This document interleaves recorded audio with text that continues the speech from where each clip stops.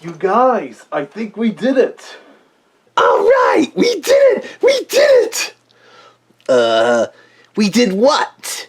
It looks like my feature film, Coyote vs. Acme, will be saved. Yes, woohoo, woohoo! But how so? Good question, Daffy. And I, Sam Valentino, private Toon detective, can explain it for you Toons and all you viewers out there. You see, just after shooting my previous vlog, the word got out that Warner Bros. Discovery is looking to potentially sell distribution rights for Coyote vs. Acme to Ketchup Entertainment, the independent movie distributor that made the theatrical release of Daffy Porky's movie The Day the Earth Blew Up possible.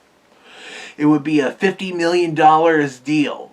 And going by the figures, The Day the Earth Blew Up is so far doing not too bad. It's gotten lots of positive reviews from critics, and as for the box office, while it's still only made $5 million domestically, adding up to a global box office number total of $7 million against a $15 million budget, I guess it satisfied Warner Bros. Discovery enough to come up with such a deal.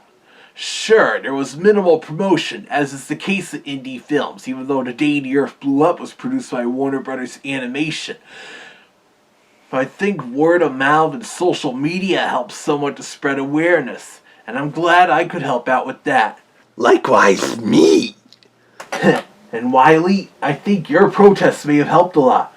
Looks like our plan had worked, old chum. Indeed, Mr. Valentino.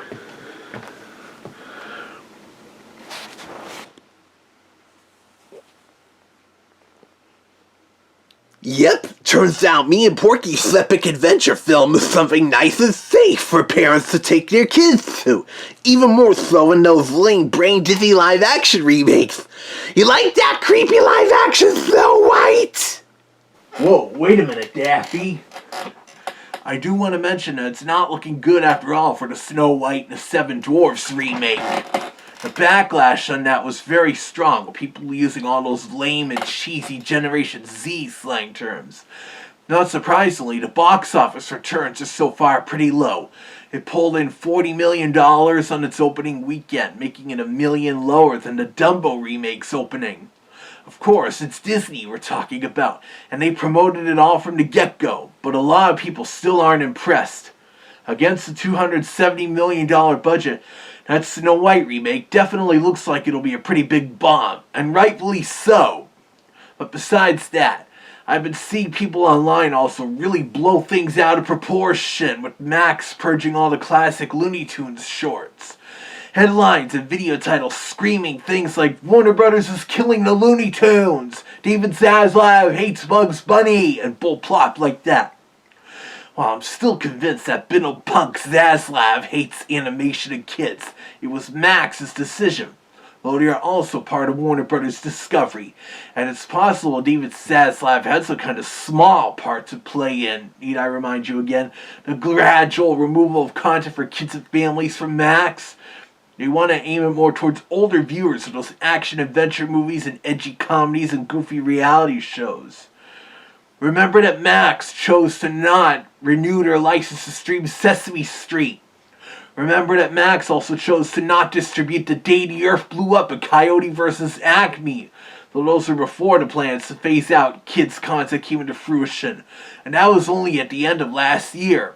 Speaking of Max, just yesterday they added the final episodes of Tiny Toons Looniversity to the service, practically unannounced. Geez, they really want to get that show out of the way. Also, according to my sources, on April 1st, we're looking at the removals of Tom and Jerry Tales, Johnny Quest, the new Scooby-Doo Mysteries, the 13 Ghosts of Scooby-Doo, the Aloha Scooby-Doo and Cyber Chase movies, and possibly a pup named Scooby-Doo. And that's no April Fool's joke.